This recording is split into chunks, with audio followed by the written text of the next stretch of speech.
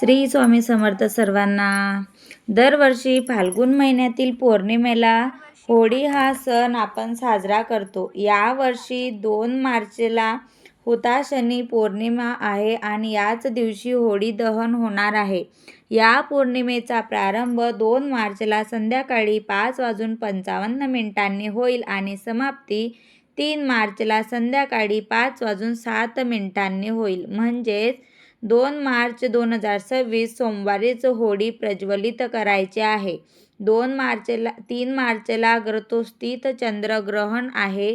प्रदोषकाळ सुरू होण्यापूर्वीच पौर्णिमा संपत असल्यामुळे धर्मसिंधूच्या नियमानुसार होळी दहन 2 मार्चला संध्याकाळी करायचे आहे.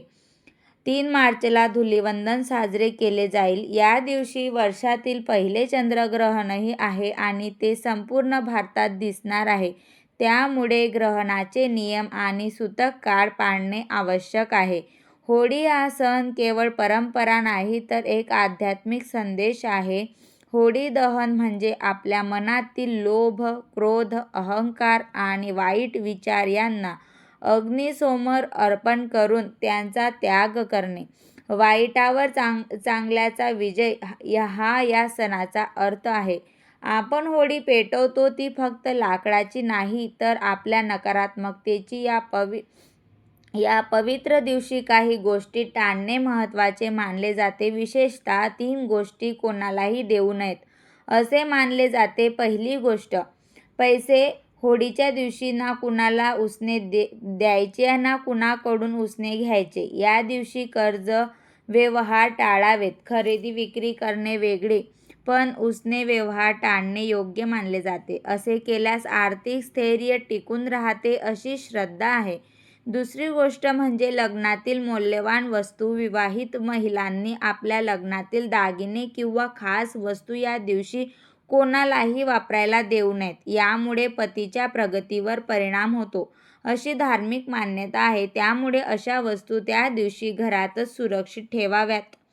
तिसरी गोष्ट म्हणजे मीठ. होळीच्या दिवशी मीठ उसने देऊ नये. मीठ लक्ष्मीचे प्रतीक मानले जाते. पौर्णिमेच्या दिवशी घरातील मीठ बाहेर दिल्यास लक्ष्मी घरातून निघून जाते. यासोबतच साखरही देणे टाळावे. साखर शुक्र ग्रहाशी संबंधित मानले जाते आणि तो आनंद व समृद्धीचा कारक आहे.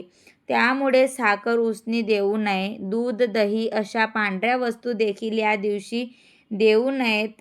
तसेच घरातील झाडूही कोणाला देऊ नका. झाडूला लक्ष्मीचे रूप मानले जाते आणि ती घरातून बाहेर जाऊ नये ही भावना त्यामागे आहे. काही आचारसंहिता देखील लक्षात ठेवाव्यात. काळे कपडे परिधान करणे टाळावे. पूर्ण पांढरे कपडेही नकोत. त्याऐवजी लाल, पिवळा, हिरवा, निळा, गुलाबी शुभ रंग परिधान करावेत. स्त्रियांनी होळी पूजेच्या वेळी केस मोकळे ठेवू नयेत.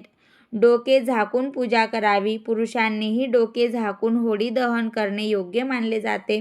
सत्यनारायण पूजा करायची असल्यास ती 2 मार्चला संध्याकाळी 6 नंतर करावी.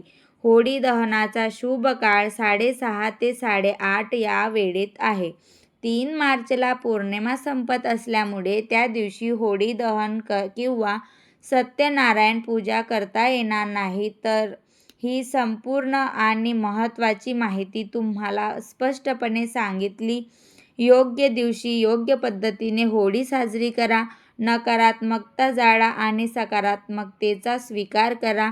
व्हिडिओ आवडला असेल तर लाईक करा. चॅनलवर नवीन असाल तर चॅनलला सबस्क्राईब करा आणि आपल्या मित्रपरिवारांसोबत नक्की ही माहिती शेअर करा.